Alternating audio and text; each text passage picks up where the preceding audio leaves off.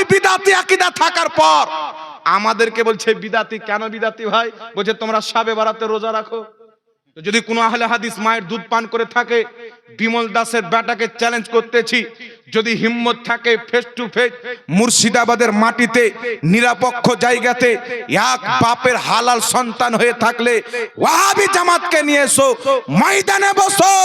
যদি শাবে বারাতে রোজাকে কোন মায়ের লাল বিদাত প্রমাণ করতে পারে 5 লক্ষ টাকা পুরস্কার দেব। আর আমরা যাই যদি প্রমাণ না করতে পারি জুতোর গলা মালাই দিয়ে যাব মুসলমান। কোন বাপের বেটার দম নাই। কালকে দেখবেন ফুচকা ভিডিও বানাবে, ফুচকা, হ্যাঁ জয়ীফ হাদিস, জয়ীফ হাদিস, জয়ীফ হাদিস। তো জয়ীফ হাদিস মানা যাবে কিনা আগে বসো না রে বেটা। হিম্মত কেন হয় না? ফেস টু ফেস বসো, বাদ দাও অনলাইন, বাদ দাও মোবাইল, ফেস টু ফেস বসো। উলমায়ে আহলে সুন্নাত, পশ্চিম বাংলার আকাবির উলমায়ে আহলে সুন্নাত থাকবে।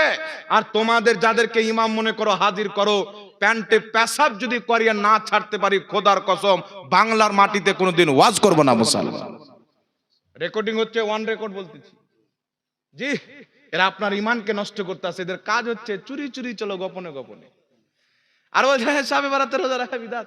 এ গাধার বেটা গাধাকে বলেন আহলে হাদিসদের কিতাব ফাতাওয়া আহলে হাদিসের মধ্যে তাদের ইমাম আব্দুল্লাহ রুপরি লিখতেছেন শাবে বারাত কা রোজা রাখনা আফজাল হ্যায়, শাবে বারাতে রোজা রাখা অতি উত্তম কাজ। ওদের মৌলবি লেখা আছে। তাহলে আমাদেরকে যদি বিদাতি বলতে আসে বাবা, ওর বাপটা কোথায় যাবে? তাদের কিতাব ফাতাওয়া হাসারিয়ার মধ্যে লেখা আছে শাবে বারাতে রোজা রাখা জায়েজ আছে, উত্তম কাজ। তাহলে তাদের হাসারিয়া লিখক তার বাবা কোথায় যাবে? ওদের কিতাব থেকে প্রমাণ করব শাবে বারাতও আছে, শাবে বারাতের রোজাও আছে। জোরে বল সুবহানাল্লাহ। যারা খ্রিস্টানদের ধর্ম মানে, ইহুদ ও নাসারা যে আকীদা দিয়েছে ওয়াহাবিদেরকে, এই ইহুদি নাসারার যারা উম্মত হবে তারা হলে সুন্নাত ওয়াল জামাতের মামুলাতকে বিদাত বলে আখ্যায়িত করবে। আর যারা মুস্তাফার উম্মত হবে তাদের জন্য শাবে বারাতে রোজা রাখাও যায়, শাবে বারাতে হালুয়া রুটি খাওয়াও যায়। একটু সুবহানাল্লাহ হবে না? দ্বিতীয় নাম্বার চলেন বাবা, এরা বলতেছে কি মুসলমানের দাওয়াত করা হারাম। বলেছে কি বলেনি?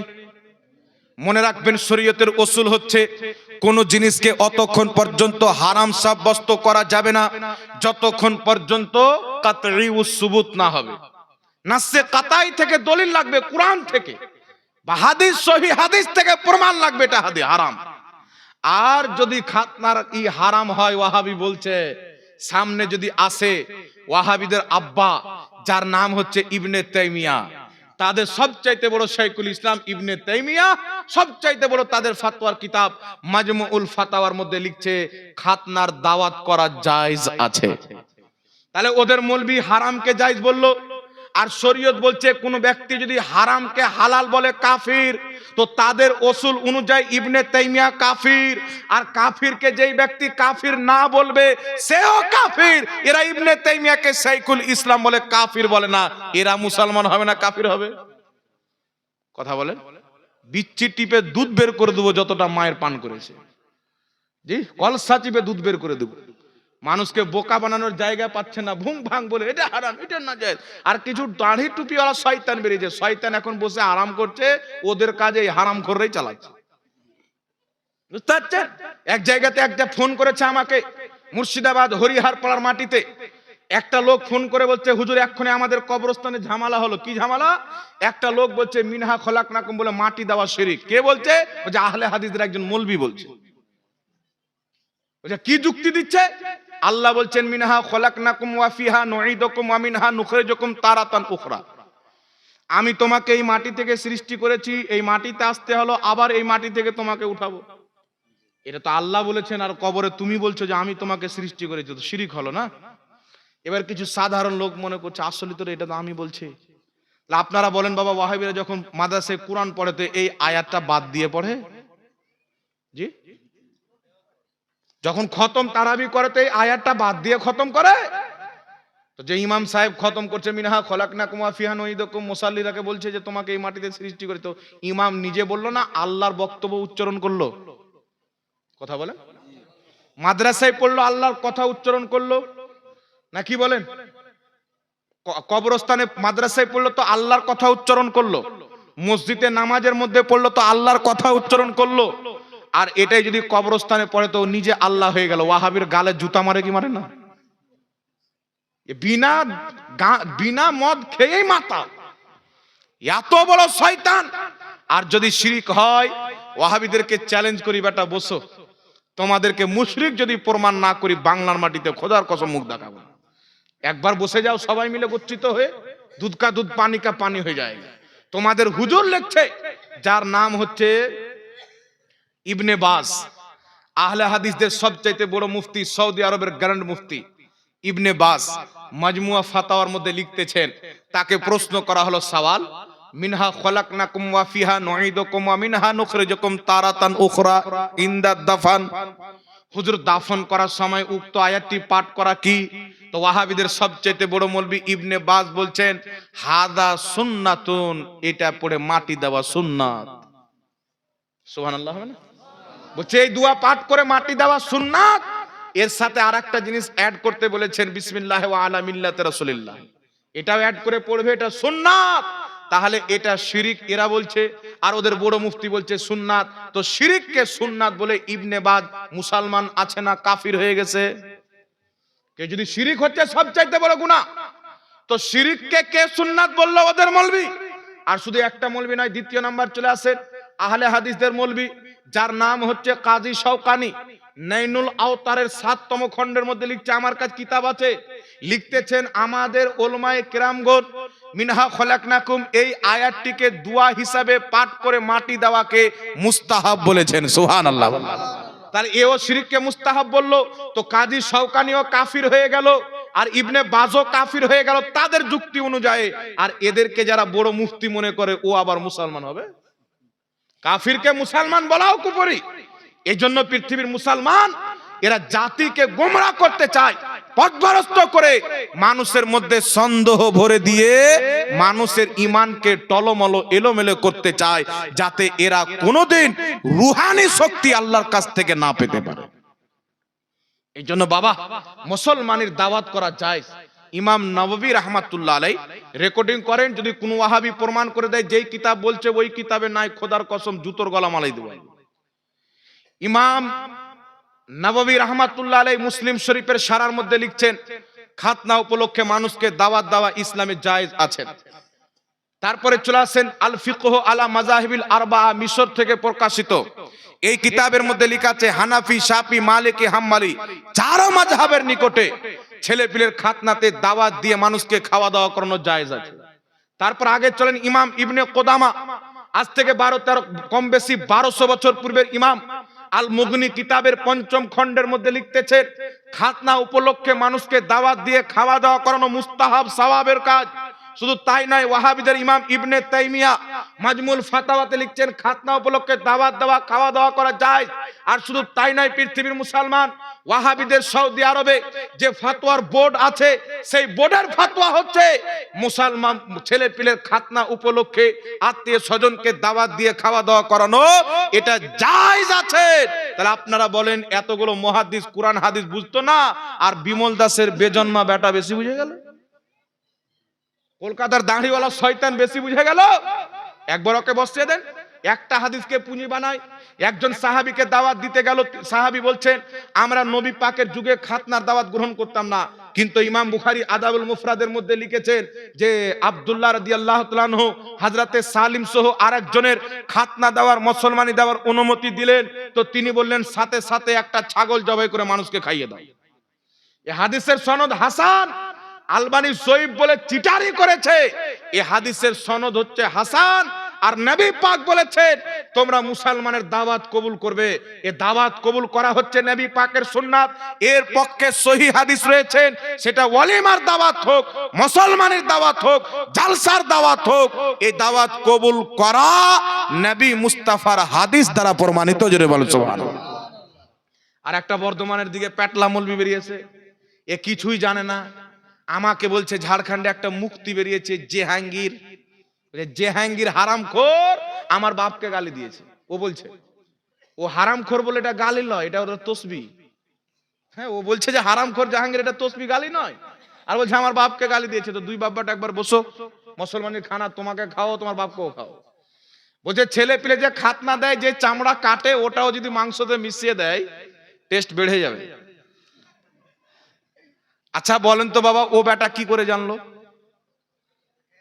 হ্যাঁ, এই জন্য ওর প্যাট আর প্যাট নাই, ভারতবর্ষের ইন্ডিয়া গেট হয়ে গেছে। ওদের কিতাব, ও হচ্ছে দেওবান্দি, আহলে হাদিসের সঙ্গে ট্যাং মিলিয়ে থাকে জালসা পাওয়ার জন্য। দেখবেন আহলে হাদিসরা দেওবান্দিদেরকে কাফির মনে করে, মুশরিক মনে করে, আর এ ওদের পাও চাটে জালসা করার জন্য। যে জালসা পাবো এই জন্য এদের পা চেটে বাড়ায়। আর আমাদেরকে বলে কবর পূজারি, মাজার পূজারি। এক বাপের সন্তান যদি হয়ে থাকো, একবার বসো না আমার সাথে, বসো একবার, অনলাইনে তোমার সাথে বসবো, যাও। আমাদেরকে কবর পূজারি কোন মায়ের লাল প্রমাণ করতে পারবে না। আর যদি প্রমাণ করতে আসো, তোমাদের কিতাব থেকে তোমাদের কি কবর পূজারি প্রমাণ করে পাঠাবে। জি, আশরাফ আলী থানভী তাদের মুজাদ্দিদ হেকায়াতে আউলিয়া কিতাবের মধ্যে লিখছে, দেওবান মাদ্রাসায় দুজন ব্যক্তির ঝগড়া হলো, আর কাসিম নানতাবি নিজের কবর থেকে সহশরীরে বেরিয়ে এসে মীমাংসা করে আবার কবরে চলে গেল। নবী মরে মাটির সাথে মিশে গেছে, আর এদের মৌলবী সহশরীরে এসে মীমাংসা করে আবার কবরে চলে গেছেন, জিন্দা আছেন।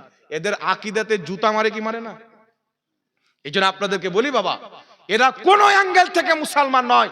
এরা তবলিগি জামাত চালু করেছে, নামাজ দেখে মানুষকে গুমরাহ করো। এরা আরো কিছু চালু করেছে, মাদ্রাসা দেখে গুমরাহ করো, ইজতেমা দেখে গুমরাহ করো।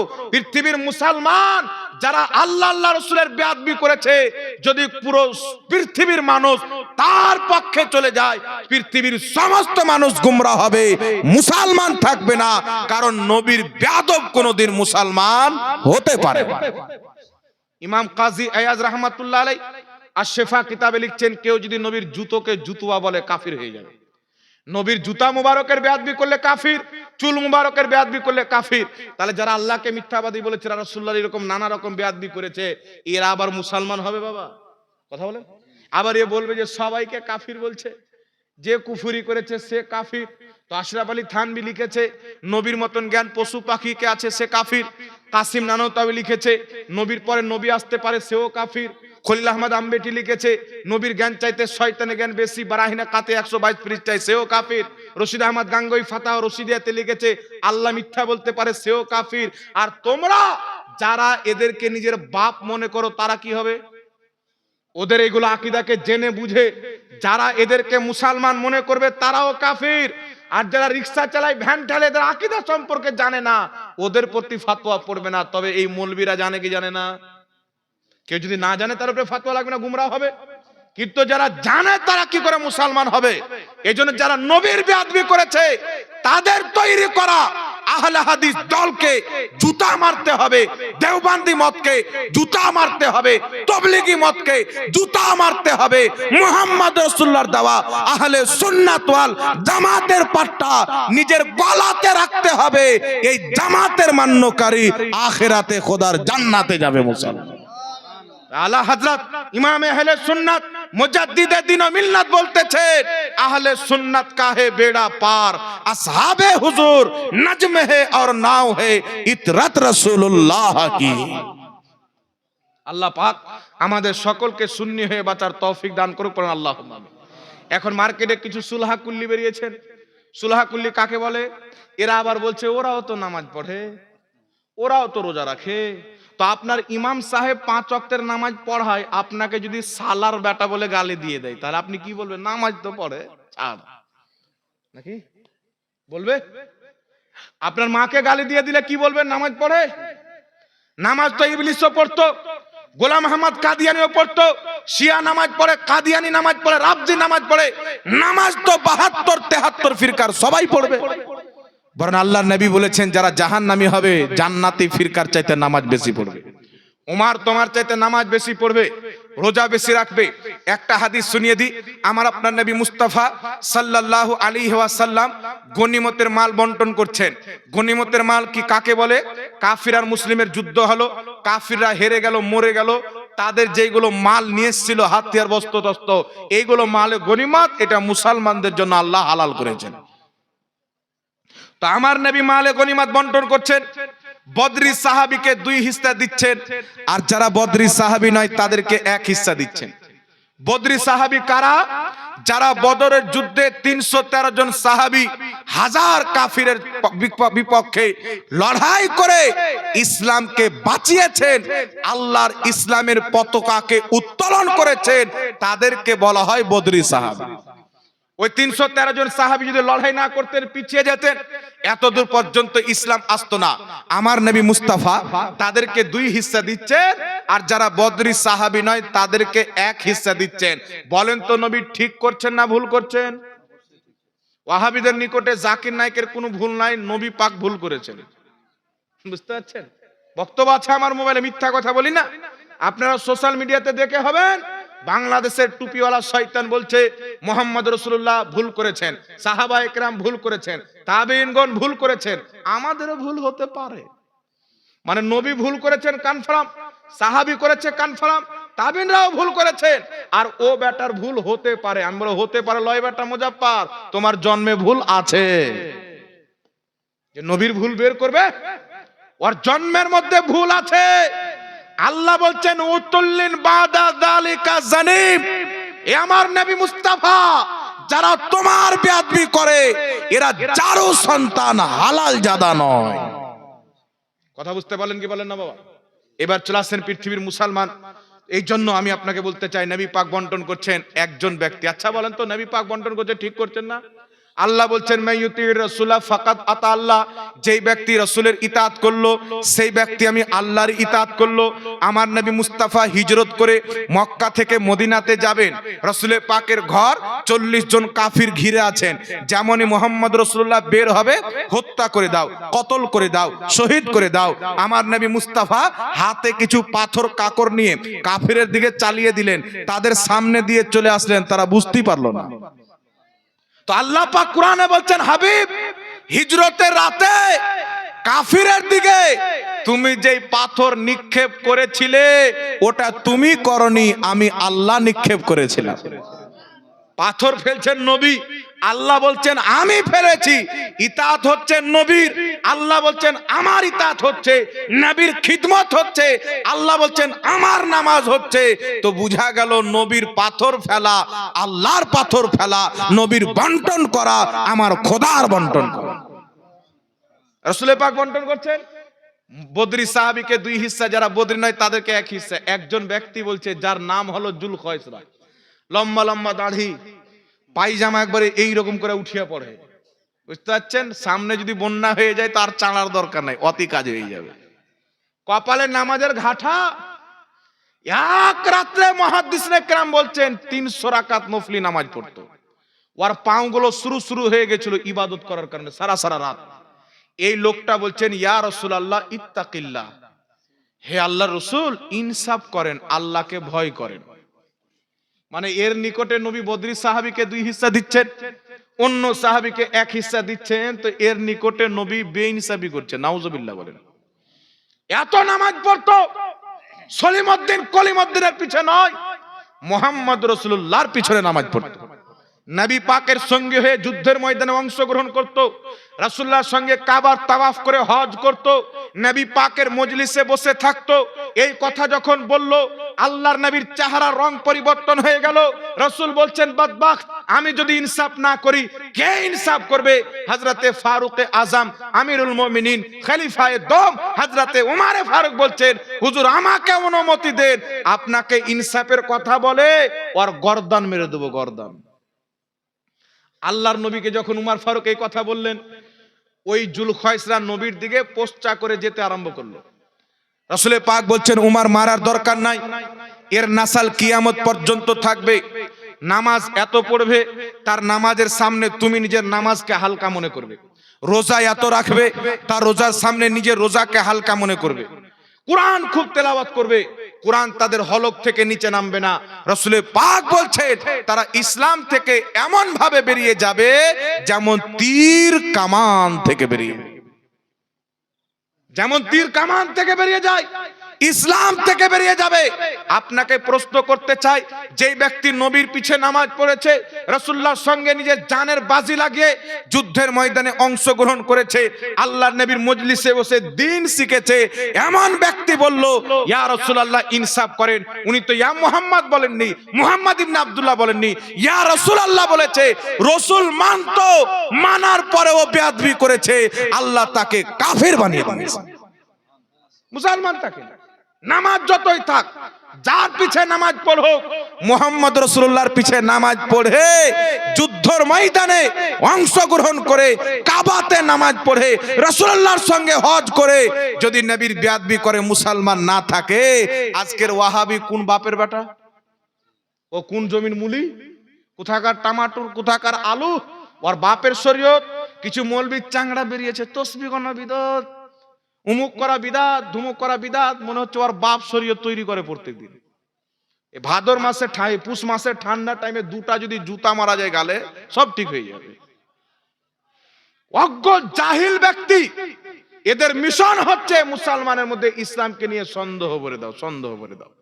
এই জন্য খোদার কসম, কোন ওয়াহাবি, কোন দেওবন্দি যারা কুফরি আকীদাকে সমর্থন করে কুফরি আকীদা মান্যকারীদের পিছে চলে, এদের না কোনো নামাজ কবুল হবে, না কোনো রোজা, না কোনো হজ কবুল হবে, এদের আমল সব বেকার হবে। নবীর পিছে নামাজ পড়ে রাসূলুল্লাহর বেয়াদবি করলে তার আমল যদি বেকার হয়, বাঙালে নামাজ পড়ে এর আমল কি কবুল হবে? আর সুন্নিদের একটা আকীদা ভুল দেখা, আমি এক জায়গায় চ্যালেঞ্জ করেছিলাম, বলছে সুন্নিদের আকীদার মধ্যে শিরিক আছে। আমি বেটা একটা দেখা, ওই যে সুন্নিদের আকীদার মধ্যে শিরিক আছে, তারা নবীকে হাজির নাজির মানে কি মানে? তারা নবীকে হাজির নাজির মানে, সুন্নিদের আকীদার মধ্যে শিরিক আছে। আমি বললাম ভাইপো, শেখ আব্দুল হক মুহাদ্দিস দেহলভী রাহমাতুল্লাহ আলাইহি দেওবন্দি তিনাকে মাথার তাজ মনে করে, আমরাও মাথার তাজ মনে করি, আহলে হাদিসও মাথার তাজ মনে করে। সকলের গ্রহণযোগ্য মুহাদ্দিস, ১৬ লক্ষ হাদিসের হাফিজ, ভারতবর্ষের মাটিতে মদিনা শরীফ থেকে উনি মসজিদে নববীতে নবীর রওজার সামনে হাদিসের শিক্ষা দিতেন। সর্বপ্রথম ভারতে হাদিসের জ্ঞান প্রচার করেছেন শেখ আব্দুল হক মুহাদ্দিস দেহলভী। আখবারুল আখিয়ার কিতাবে লিখছেন, দয়ার নবী মুস্তাফা উম্মতের আমলের প্রতি, নিয়াতের প্রতি, ইচ্ছার প্রতি হাজির এবং নাজির আছে। জোরে বল সুবহানাল্লাহ। সারা দুনিয়ার আহলে হাদিস যদি বাপের বেটা থাকে শিরকের ফতোয়া দাও, ইনাকে যদি মুশরিক বলে, ওদের হুজুররা যারা ইমাম মেনেছে ওরাও মুশরিক হবে। দেওবন্দিরও হিম্মত নাই। এই জন্য ইমাম জালালউদ্দিন সুয়ুতি আল হাবিলিল ফাতাওয়াতে নবীকে হাজির নাজির মেনেছেন। ইমাম আলোসি তাফসির আলোসির মধ্যে নবীকে হাজির নাজির মেনেছেন। ইমাম ইবনে হাজার আসকালানী ফাতুল বারিতে লিখেছেন নবী হাজির হতে পারে। আর আমরা যে নবীকে হাজির নাজির মানি, নবী সহশরীরে নিজের কবরে হাজির আছেন আর পৃথিবীতে নাজির, অর্থাৎ পৃথিবীকে দেখতে আছেন। যে কবর থেকে পৃথিবীকে দেখছেন, এটা হাজির নাজির। একটা উদাহরণ দিচ্ছি যুবক ভাই, আপনারা ভালো করে শুনেন। এখানে আমি বসে আছি, আমার থেকে 10 হাত দূরে একজন ব্যক্তি আরেকজনকে থাপ্পড় মারলো। সকালবেলা মিটিং হতে বসেছেন, মন্ডল মাতাবর বাবজিরা আছেন। সকালে আমি সাক্ষী দিচ্ছি এই ছেলেটা এই ছেলেকে থাপ্পড় মেরেছে, বলেন তো আমার সাক্ষী কবুল হবে কি হবে না? কথা বলেন। আর একটা লোক সাক্ষী দিচ্ছে কিন্তু কানা, আর সাক্ষী চলবে? আর একটা লোক সাক্ষী দিচ্ছে যে আমি উপস্থিত ছিলাম না, আর সাক্ষী চলবে? সাক্ষী চলবে না। পাগল ছিল, আর সাক্ষী চলবে? চলবে না। সাক্ষী কোন ব্যক্তির চলবে? যেই ব্যক্তির চোখও ঠিক থাকবে, যেই ব্যক্তির আকলও ঠিক থাকবে। 10 হাত 12 হাত যত দূর পর্যন্ত আপনার আকল সহি সালামত কাজ করবে, আপনার দৃষ্টি সহি সালামত কাজ করবে, তত দূরকার জন্য আপনাকে হাজির এবং নাজির মানা হবে। সাক্ষী মানে হাজির নাজির থাকতে হবে, অর্থাৎ উপস্থিত থাকতে হবে, দেখতেও হবে। কেউ যদি উপস্থিত থাকে না দেখে, তার সাক্ষী চলবে না। কেউ যদি দেখে উপস্থিত না থাকে, মোবাইলের মাধ্যমে দেখলো, তারও সাক্ষী চলবে না। সাক্ষী হওয়ার জন্য উপস্থিত থাকা শর্ত। এই যুবক ভাইরা আমার, আপনাদেরকে বলতে চাই, আমার এখান থেকে 10 হাত দূরে মারামারি হচ্ছে, আমাকে হাজির নাজির বলে গ্রহণ করা হচ্ছে, দেখনেওয়ালাও মানা হচ্ছে, উপস্থিতও মানা হচ্ছে।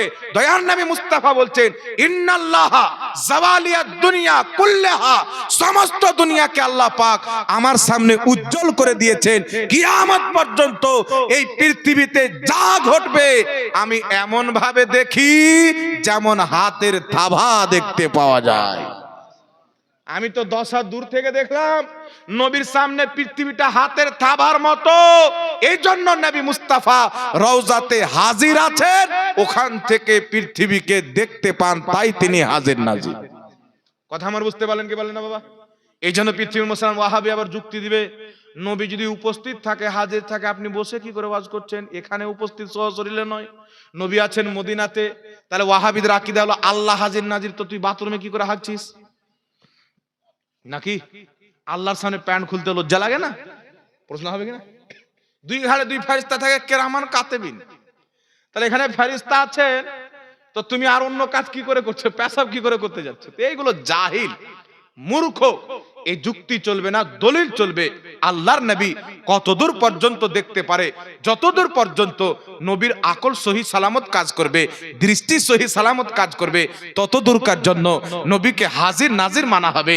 রাসূল পাক বলছেন, বুখারী শরীফের হাদিস, ইন্নী ওয়াল্লাহি লা আনজুরু ইলা হাউজিল আন, নিশ্চয় আল্লাহর কসম আমি জমিনে দাঁড়িয়ে 7 আসমানের উপরে জান্নাত, জান্নাতের হাউজে কাউসার, আমি মুস্তাফা জমিনে দাঁড়িয়ে 7 আসমানের উপরের জান্নাতের হাউজে কাউসারকে দেখতে পাচ্ছি।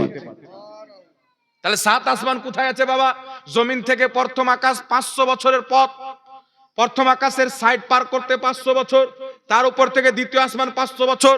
তো যেই নবী মুস্তাফা জমিন থেকে 7 আসমানের উপরে জান্নাতের হাউজে কাউসারকে দেখতে পারে, সেই নবী মুস্তাফা নিজের রওজা থেকে উম্মতকেও দেখতে পারে। এখন আপনাকে বলতে পারে নবী জিন্দা ছিলেন তো দেখেছিলেন, এখন নবী মরে গেছে, নাউজুবিল্লাহ বলেন।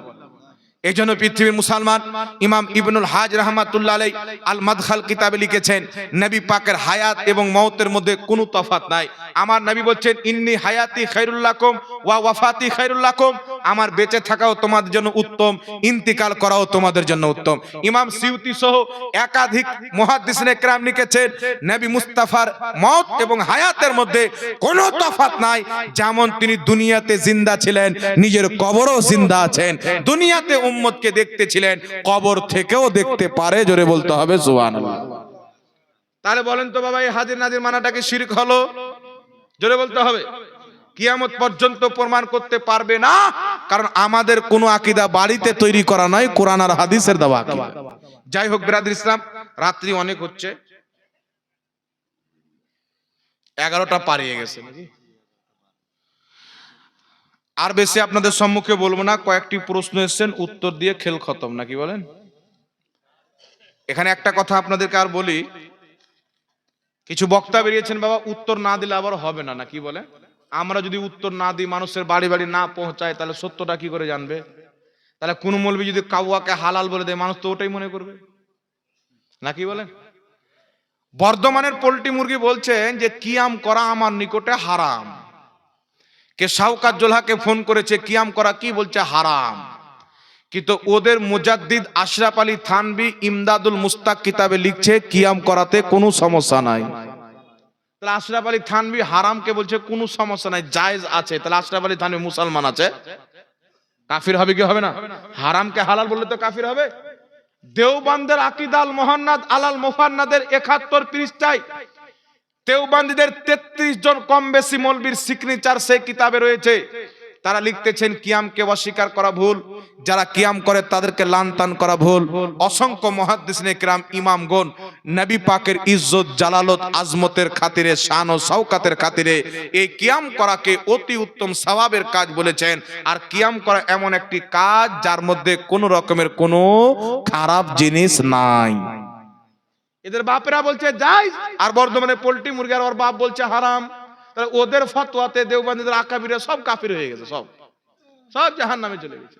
এই জন্য বাবা, এরা ঘরের কোনাতে যা ইচ্ছা বলে ফেসবুকে দিয়ে দিতে পারে, ময়দানে এতটা মায়ের দুধের শক্তি নাই যে বেরেলভিদের সামনে বসবে।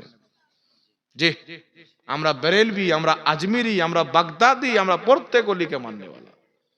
আমরা আল্লাহকে মোহাব্বত করি, আল্লাহর নবীকে মোহাব্বত করি, সাহাবাকে মোহাব্বত করি, আহলে বাইতকে মোহাব্বত করি, ইমাম মুহাদ্দিসদেরকে মোহাব্বত করি, আল্লাহর ওলিদেরকেও মোহাব্বত করি।